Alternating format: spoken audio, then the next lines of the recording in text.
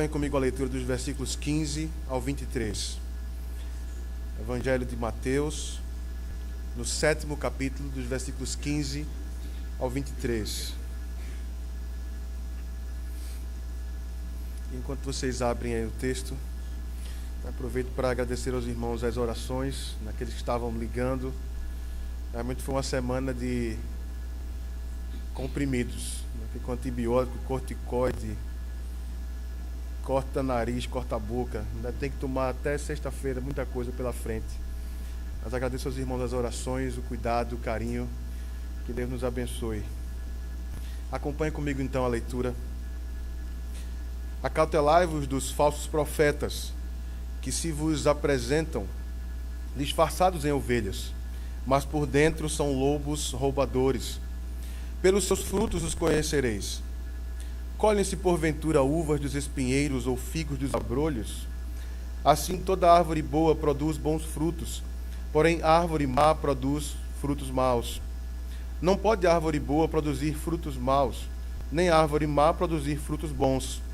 Toda árvore que não produz bom fruto é cortada e lançada ao fogo. Assim, pois, pelos seus frutos os conhecereis. Nem todo que me diz, Senhor, Senhor, entrará no reino dos céus, mas aquele que faz a vontade de meu Pai que está nos céus. Muitos naquele dia hão de dizer-me, Senhor, Senhor, porventura não temos nós profetizado em teu nome? E em teu nome não expelimos demônios? E em teu nome não fizemos muitos milagres? Então lhes direi explicitamente, nunca vos conheci. Apartai-vos de mim, os que praticais a iniquidade. Vamos orar. Ó Senhor Deus Todo-Poderoso, aquele que era, que é e que há de vir, Deus que nos deu a palavra, ó Senhor, te pedimos graça nesse instante. Só o Teu Espírito Santo pode realmente nos capacitar a expor Tua palavra. Só Ele pode nos fazer compreender, e só Ele pode, com poder, de fato, nos fazer aplicar essa palavra, nos dar a motivação e a força para aplicá-la. Tem misericórdia de nós, Senhor, e abençoa-nos nesse instante, para a Tua honra, para a Tua glória, em nome do Senhor Jesus. Amém. Amém. Como nós sabemos bem, essa parte aqui, desse trecho, está incluída no Sermão do Monte, como é assim conhecido, o Sermão da Montanha, que vai dos capítulos 5º, 6º e 7º do Evangelho de Mateus. Quero que você olhe comigo aí, a partir do 5º capítulo, volte algumas páginas, apenas dando uma panorâmica rápida para percorrermos o caminho até chegarmos nesse texto. Então o Senhor começou a partir do 5º capítulo, descrevendo aqui primeiro o caráter dos seus discípulos, através das bem-aventuranças. Depois, as suas características como sal da terra e luz do mundo. Isso vai até o versículo 16. A partir do versículo 17 até o final, o Senhor vai ensinando aqui, dando uma interpretação correta de alguns preceitos da lei e do seu cumprimento, que vai para muito além do que está escrito, mas vai e atinge o interior do homem, aquilo que Deus vê, o que está lá dentro. E nesse trecho, ele colocou duas frases que ficam marcadas aí nesse texto. Ouvistes que foi dito aos antigos, eu, porém, vos digo. Ele arroga para si a autoridade de Deus, de legislador da lei, daquele que fez a lei e daquele que corretamente a interpreta. No 6º capítulo ele vai ensinar sobre oração, sobre praticar a justiça, a bondade, a oração particular, a oração no íntimo, no interior, onde só Deus vê, a oração verdadeira e sincera, daqueles que realmente têm intimidade com Deus e que o conhecem e são por Ele conhecidos. Aqueles que não vão ficar orando para serem vistos pelos homens, mas que vão orar e vão se relacionar com o Pai que os vê em secreto, e este os recompensará. E também vai dizendo como utilizar os olhos bem para a glória de Deus e também para o bem do próprio corpo. E ele deixa entre isso aí, nós conhecemos como oração modelo, ou modelo de oração, uma pauta de oração, como assim deveríamos chamar. Nós conhecemos como o Pai Nosso. Ainda no 6º capítulo, dos versículos 25 ao 34, Cristo aqui ensina sobre confiar no Pai, sobre não dar lugar ao pecado da ansiedade e buscar o seu reino e sua justiça em primeiro lugar. Entrando agora no 7º capítulo, o Senhor ensina aqui sobre os cuidados com julgamentos precipitados, sim, os julgamentos errados para com os irmãos, e também guardar-se daqueles que não honram a palavra de Deus. E ele figura estes como cães e como porcos, porque assim como estes animais o são, essas pessoas que rejeitam a palavra de Deus também são imundas. Dos versículos 7 ao 12, mais uma vez, ele vem inspirar sobre a oração confiante ao Pai. E ele usa aqui a figura dos pais terrenos, que são imperfeitos, que são maus, mas que ainda assim sabem dar coisas boas aos seus filhos. Ele diz, ora, se esses fazem assim, quanto mais o vosso Pai Celeste, ele é infinitamente mais amoroso e generoso do que esses pais terrenos. Nos versículos 13 e 14, ele diz que a entrada no reino dos céus é como uma porta estreita que tem um caminho apertado, e é por ela que os filhos do Pai Celeste devem trilhar o caminho que conduz à vida, e não devem tomar a porta larga, que tem um caminho espaçoso, porque esse é o que conduz à perdição. E ele afirma que são poucos os que passam por essa porta estreita que conduz à vida. Estes são os filhos escolhidos de Deus, que passarão por essa porta. Após esse caminho percorrido, chegamos então no trecho que nós lemos.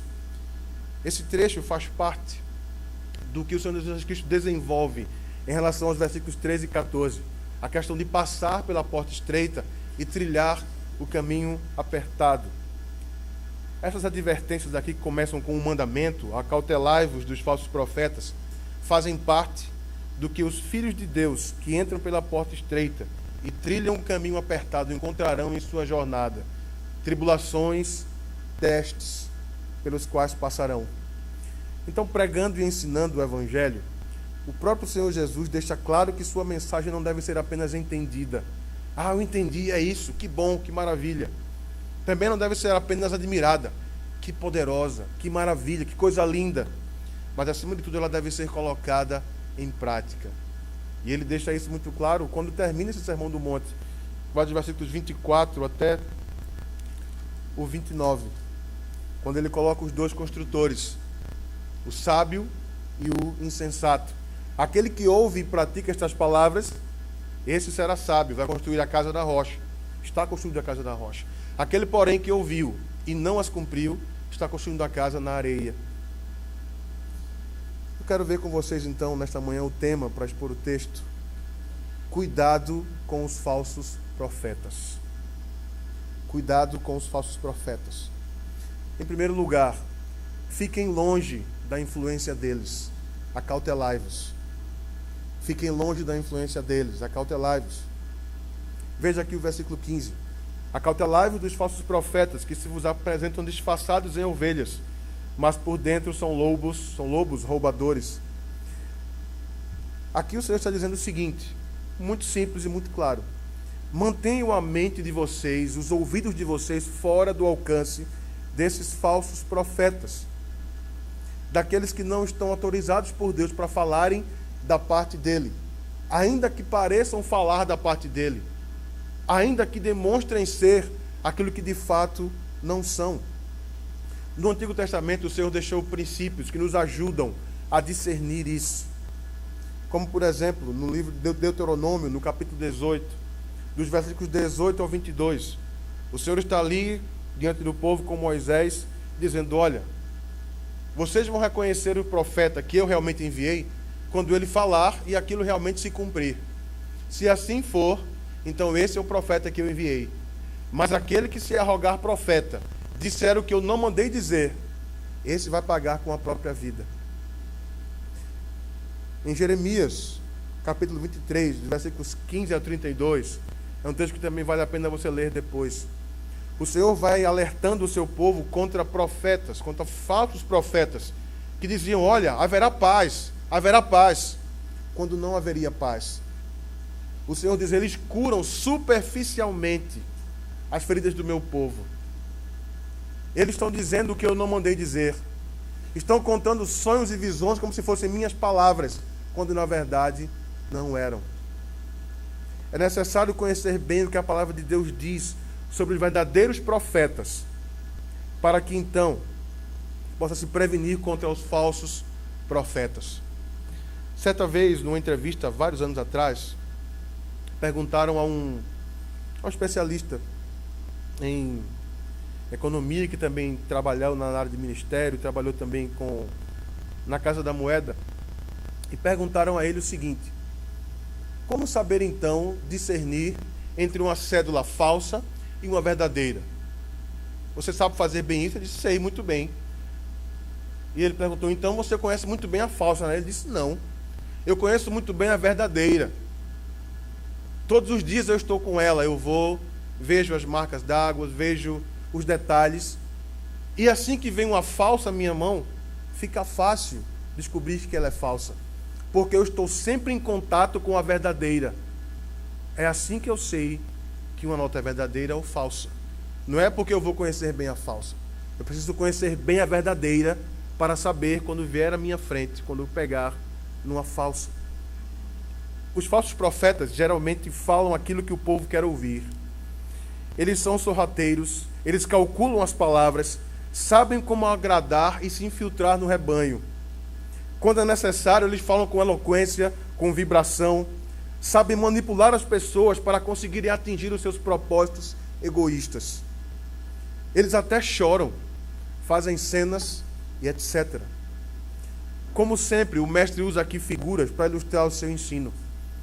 E ele diz que os falsos profetas estão disfarçados em ovelhas, mas por dentro são lobos roubadores. O lobo é um caçador por natureza. Ele é estratégico e habilidoso. E quando se apodera de sua presa, ele tira tudo o que deseja, até ficar com o ventre satisfeito. Os lobos geralmente estão em bando nas matilhas, nas alcateias. Mas há alguns lobos que em alguns momentos podem também caçar sozinhos. Os lobos, quando realmente se apoderam da sua presa, eles vão e tiram tudo até ficarem satisfeitos. É como se ele estivesse dizendo: olha, quando eu estiver com o bucho cheio é que eu vou sair daqui. Assim são os falsos profetas. As ovelhas aqui, por sua vez, elas são símbolos de inocência, de sinceridade, e são animais que inspiram confiança. Os falsos profetas assumem essa aparência para ganharem a confiança do rebanho. Assim fica mais fácil se apoderar dela e tirar todo o proveito que eles querem das ovelhas. E o Senhor então nos diz como reconhecer esses falsos profetas. Então, cuidado com os falsos profetas. Em primeiro lugar, lembre-se, fiquem longe da influência deles, acautelai-vos. Em segundo lugar, vocês os reconhecerão pelos frutos que produzem. O versículo 16 e o versículo 20, eu juntei os dois porque eles falam a mesma coisa. Em alguns momentos, Cristo fez isso. Ele fazia uma proposição e depois encerrava com esta mesma proposição. Pelos seus frutos os conhecereis. Colhem-se porventura uvas dos espinheiros ou figos dos abrolhos? E o versículo 20 diz: assim, pois, pelos seus frutos os conhecereis. Novamente, Cristo, como um excelente mestre, sabia muito bem como ensinar. Ele explicava, ilustrava e depois aplicava. Ele mais uma vez usa ilustração aqui. A uva é um fruto nobre, os espinheiros são ervas daninhas, os figos são frutos preciosos e os abrolhos são como pragas. Versículos 17 e 18, aqui já desenvolvendo o que ele está falando, como reconhecer esses falsos profetas. O bom fruto revela que veio de uma árvore boa e saudável. O mau fruto revela que veio de uma árvore má e doente. Cristo está dizendo aqui que as palavras e atos vão revelar se um homem é um falso profeta ou se ele é um verdadeiro profeta. Ninguém consegue se esconder para sempre. Mas ainda que consiga enganar os homens por muito tempo, ou talvez por toda a vida, eles nunca enganarão a Deus. É impossível que a injustiça produza justiça, que a mentira produza verdade, que uma falsa motivação produza crescimento verdadeiro na fé e que o egoísmo gere amor. O fruto refere-se também à doutrina que eles ensinam e aos seus atos, se estão de acordo com a Bíblia. Um verdadeiro profeta nunca será perfeito, mas buscará andar de acordo com aquilo que prega. Um exemplo disso, o apóstolo Paulo, na primeira carta aos Coríntios, no capítulo 9, quando ele vai dizendo ali: olha, eu me fiz de tudo para de alguma maneira ganhar alguns para Cristo. E depois de fazer tudo isso, eu esmurrando o meu corpo ali, colocando a escravidão, para que depois de não haver pregado, venha eu mesmo a ser reprovado. Mas nem sempre é fácil reconhecer. É por isso que é importante conhecer muito bem a palavra de Deus. Ela é o crivo. Ela será o raio-x. Ou digamos assim, se pudéssemos fazer, ela seria a ultrassom ou a tomografia que podemos usar para reconhecer aqueles que são verdadeiros profetas e aqueles que são falsos profetas. A palavra de Deus é o crivo. Embora não vejamos o interior de uma pessoa, isso só Deus pode realmente fazer plenamente, mas com o tempo, nós podemos discernir o que está no coração de uma pessoa pelo que sai da sua boca e pelas suas ações. Assim como o fruto produzido pela árvore corresponde ao que ela é, tudo que o ser humano faz também está ligado ao que ele é, está ligado ao seu caráter, ao que ele é no íntimo, lá dentro do coração, onde ninguém vê. Algumas vezes também reconheceremos um falso profeta não por aquilo que ele prega simplesmente, mas também por aquilo que ele deixa de pregar. Por exemplo, muitos pregadores não gostam de falar sobre o pecado do homem, não gostam de falar sobre a ira divina, não gostam de falar sobre o juízo divino que virá, não gostam de falar sobre o inferno, não gostam de falar sobre santificação. Eles geralmente falam apenas sobre a graça e o amor de Deus, para que as pessoas se sintam bem. Alguns pensam, ora, essas pessoas passam uma semana já tão atribulada, tanta luta, tanta coisa, e eu vou chegar no domingo e falar coisas para deixar elas incomodadas, para perturbá-las. Elas não vão voltar aqui no próximo domingo. Elas querem conforto e consolo, e é isso que eu tenho que dar para elas. Muitas vezes, conforto, consolo, esperança virá quando o Senhor nos confrontar pela sua palavra com os nossos pecados. Quando Ele nos lembra aonde estávamos, qual era o nosso estado, e que mesmo sendo salvos ainda somos pecadores, estamos num processo chamado santificação, e Ele tem muito que transformar no meu coração e no teu também. E como excelente Pai que é, infinito em amor e misericórdia, Ele nos corrige e disciplina, porque se assim não fosse, seríamos bastardos e não filhos. Falsos profetas gostam de agradar com seus discursos. Eles querem aplausos e tapinhas nas costas. Os verdadeiros profetas, por sua vez, geralmente no Antigo Testamento, eles eram rejeitados por falarem o que o povo não queria ouvir, mas falavam aquilo que Deus havia ordenado. Como um exemplo aqui, o próprio Jeremias que foi citado.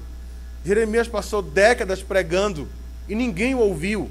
Não houve uma conversão a Jeremias. Contrastando com Jonas, que pelo menos como vemos na Bíblia, foi um ministério de apenas um dia, pregando: arrependam-se, porque daqui a tantos dias o Senhor vai subverter Nínive. Milhares se converteram, enquanto décadas e décadas de ministério de Jeremias e ninguém se converteu. Uma alma não parou para dar ouvidos a Jeremias. Pelo contrário, o rejeitavam, e surgiram falsos profetas a quem o povo deu ouvido. A quem você daria ouvidos a propósito? Você ouviria Jeremias? Ou você ouviria Ananias, o falso profeta que estava dizendo: haverá paz, o Senhor está conosco? Nós diríamos amém se alguém pregando aqui dissesse: olha, tua vida precisa ser consertada. Esse teu egoísmo vai prejudicar a tua vida, da tua família e de muitas pessoas. Você não está espelhando Cristo com isso. Te arrepende, pecador. Te arrepende, pecadora. Deus vai quebrar esse teu coração duro para formar Cristo em você. Você diria amém ouvindo isso? Ou seria mais fácil dizer amém? Olha, o Senhor está contigo. Olha, essa prova é difícil. Você pecou aqui, mas não se preocupe muito com isso não. Cristo já levou os pecados. Não se preocupe muito com isso. Continue firme assim mesmo. Está tudo tranquilo. O Senhor vai te dar vitória. Para qual palavra seria mais fácil dizer amém? Para a primeira ou para a segunda? O versículo 19 diz que o juízo de Deus virá sobre esses falsos profetas. Eles serão condenados e lançados no fogo. O símbolo para o fogo aqui, ou que o fogo representa, é o inferno, é a condenação eterna. E isso vai ser melhor explicado na ligação que há entre o versículo 19 e o versículo 23. Omitir ensino bíblico é tão condenável quanto ensinar heresias. Omitir ensinos bíblicos é tão condenável quanto ensinar heresias. Na sequência, nós vemos então aqui a descrição da recompensa destes falsos profetas. Então, lembrando, recapitulando, cuidado com os falsos profetas. Em primeiro lugar, fiquem longe da sua influência, acautelai-vos. Em segundo lugar, vocês vão reconhecê-los pelos frutos que produzem. E em terceiro lugar, cuidado com os falsos profetas. Eles demonstram poder e fazem milagres. Versículo 21, acompanha aí comigo, por gentileza. Nem todo que me diz Senhor, Senhor, entrará no reino dos céus, mas aquele que faz a vontade de meu Pai que está nos céus.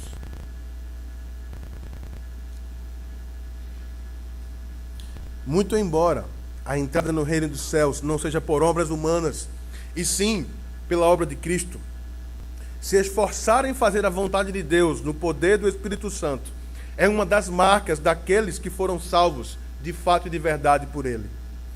Em trechos das Escrituras, a vontade de Deus é clara em algumas áreas, através de mandamentos, exortações e admoestações.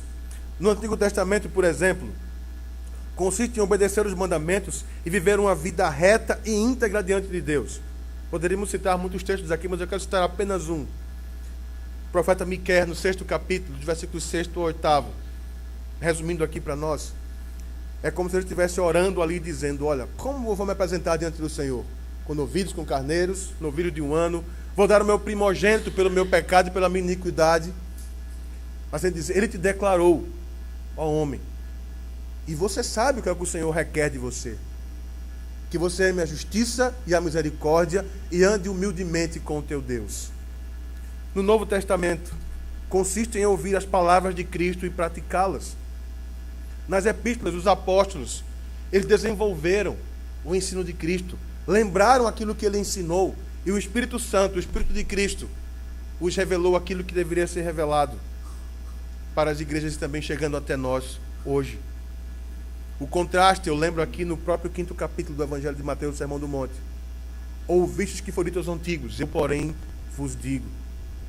Os que buscam trilhar o caminho apertado dessa maneira, confiados em Jesus Cristo, sendo guiados pelo seu Espírito, fazem a vontade do Pai. Em textos do Novo Testamento, isso é apontado como crescer em santificação também. Citando aqui apenas alguns trechos, você que está anotando pode anotar e pode conferir depois. Na segunda carta aos Coríntios, 7º capítulo, 1º versículo, Paulo vai dizendo que nós devemos crescer em santificação e temor de Deus.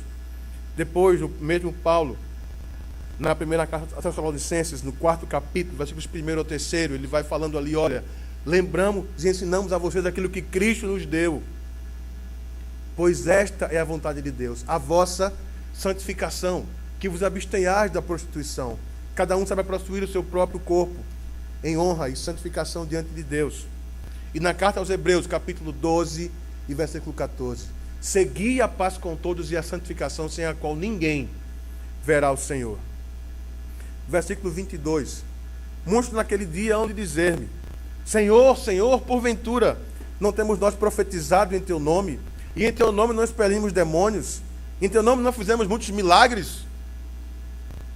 O que o Senhor está dizendo aqui é: não importa se o homem está dizendo a verdade, até pregando a palavra de Deus verdadeiramente, se ele não busca cumpri-la em seu dia a dia, ele vem a tornar-se, de certa forma, um falso profeta.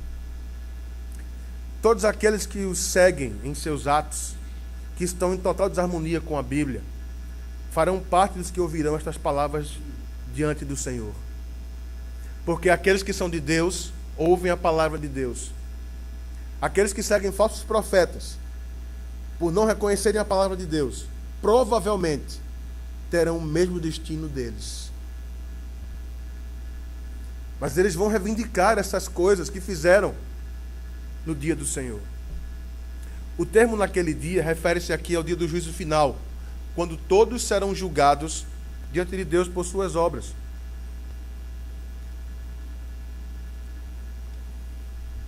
Não importa se houver milhões de conversões, milhares de discipulados, milhares de expulsões de demônios, centenas de curas e igrejas abertas por todos os lugares, nos currículos deles. Os milagres e outras coisas sobrenaturais alegados por eles não terão valor algum diante de Deus, porque essas coisas podem ser feitas por motivação escusa, com encenação e até com a ajuda das trevas. Alguns textos, como Atos no capítulo 19, 7 homens, filhos de um sumo sacerdote chamado Seva, criaram um ministério de exorcismo e chegaram diante de um demônio e disseram: olha, eu te expulso em nome de Jesus a quem Paulo prega. O demônio parou, olhou assim e disse: olha, eu conheço Jesus, sei quem é Paulo, mas vocês quem são? Deu uma surra nos 7, eles saíram nus, completamente envergonhados. Há outros trechos de pessoas que pregam, ou pregaram, como por exemplo Paulo coloca na carta aos Filipenses, que pregavam por inveja, por porfia, querendo suscitar tribulações ao apóstolo Paulo. Há pessoas que têm um currículo excepcional. Os relatórios, quando eles levam, não sei quantas conversões, abrimos tantos trabalhos em tantos lugares, mas quando você vai ver o conteúdo da pregação deles, quando você vai ver o que é que eles estão fazendo, pragmatismo, discursos motivacionais, sermões de autoajuda, longe de ser a palavra de Deus. Versículo 23. Quando eles estiverem então alegando o que fizeram, mostrando seus currículos diante de Cristo, ele vai dizer: então lhes direi explicitamente: nunca vos conheci, apartai-vos de mim os que praticais a iniquidade. Jesus, o juiz, dirá: nunca vos conheci.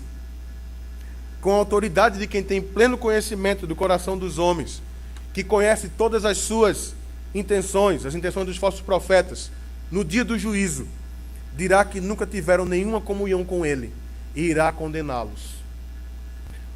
O Senhor Jesus Cristo conhece todos aqueles que verdadeiramente o amam, que querem a sua comunhão e amizade. Cristo sabe quem são os verdadeiros cristãos e os que são apenas religiosos. Milagres e sinais não vão enganá-lo. O termo grego que eu lhe uso aqui é o egnon. Não é um conhecimento meramente intelectual, mas se trata de um conhecimento soberano, salvador, íntimo e profundo dos corações. Em suma, eu não escolhi vocês. Vocês não são meus. Vocês nunca foram meus. Vocês, por mais que pregassem e fizessem meu nome, nunca o fizeram de fato, mas era no nome de vocês, para a glória de vocês. Apartai-vos de mim, porque vocês praticam a iniquidade. Ele vai expulsá-los da sua presença, pois sabe que eles nunca foram regenerados, não tiveram suas vestes lavadas no sangue do Cordeiro, continuam mortos em seus delitos e pecados, mesmo fazendo supostamente sinais em nome de Deus. E de um texto tão duro da parte de Cristo, que aplicações finais podemos ter aqui para nós? Primeiro, cuidado com o que vocês estão ouvindo no rádio, na TV ou na internet. Cuidado com aqueles que se dizem apóstolos, missionários, profetas e etc. Julguem tudo o que eles dizem à luz da palavra. A palavra de Deus será o crivo de vocês. Não há outro meio. A ordem que o Senhor Jesus Cristo dá aqui é: afastem-se da influência deles. Não deem ouvidos a hereges que distorcem a Bíblia. Tenham muito cuidado. Qualquer palavra que for dita, a escritura deve ser do crivo, deve ser a peneira. Muito cuidado. Cuidado com aqueles que chegarem para vocês dizendo que tiveram um sonho de revelação. Rapaz, eu sonhei com você, venha cá, tenha cuidado, sente aqui. Deus está mandando dizer alguma coisa para você. E que estão com um recado de Deus para você. Tudo o que o Senhor quis revelar para nós, Ele nos deixou registrado nas Escrituras. Os profetas de Deus pregam a Bíblia. Todos os princípios para a vida estão na palavra de Deus. Você pode dizer, pastor, mas eu estou aqui tão jovem ainda, não sei o que eu vou ser. Ore, estude. Procure conhecer qual a vocação que Ele te deu. Pastor, eu estou aqui e tal, não sei com quem eu vou me casar. Deus não falou, não revelou com quem eu vou me casar. Sim, Ele não disse o nome. Mas Ele deixou princípios. Você, rapaz, Ele deixou aqui que tipo de moça você deve procurar. Para você, moça, Ele deixou que tipo de rapaz você deve procurar. Ore. Está demorando, pastor? Ore mais. Observem atentamente aqueles que vos ensinam. E aqui eu quero trazer o peso agora para cima de mim, do pastor Cláudio e do pastor Lutero. Mesmo nós que estamos aqui semana após semana, ensinando a palavra de Deus, devemos ser também avaliados segundo o crivo da própria palavra de Deus. Se a coerência no que ensinamos e naquilo que procuramos realmente viver, se está de acordo. Tudo que nós dissermos aqui tem que ser conferido por vocês aí nas Escrituras. Toda e qualquer palavra deve ser analisada por vocês. Não é porque estamos aqui, o pastor Lutero já é bem mais conhecido, o pastor Cláudio já está aqui há algum tempo, estou começando. Todas as vezes que pregarmos, ensinarmos, estejam com a Bíblia na mão, conferindo, orando por nós, para que Deus tenha misericórdia de nós, para que não incorramos em erro, para que não vacilemos, para que não incorramos no erro, no pecado de falsos profetas. Há pregadores que são eloquentes, carismáticos, que até choram, cativam a audiência, citam a Bíblia muito bem, mas não a interpretam com fidelidade. Não adianta decorar, saber tudo e interpretar errado. Muitos deles são sinceros, mas precisam de oração para irem para o caminho certo. Muitos, por outro lado, são aproveitadores. Estão querendo se aproveitar do rebanho das pessoas. Homens que ficam pregando sobre prosperidade, fazem shows de testemunhos sobre cura, fazem campanha de vitória financeira, ficam ensinando a usar os meios de graça para obter as coisas aqui da terra, ao invés de buscar as coisas do alto. Ficam vendendo unção.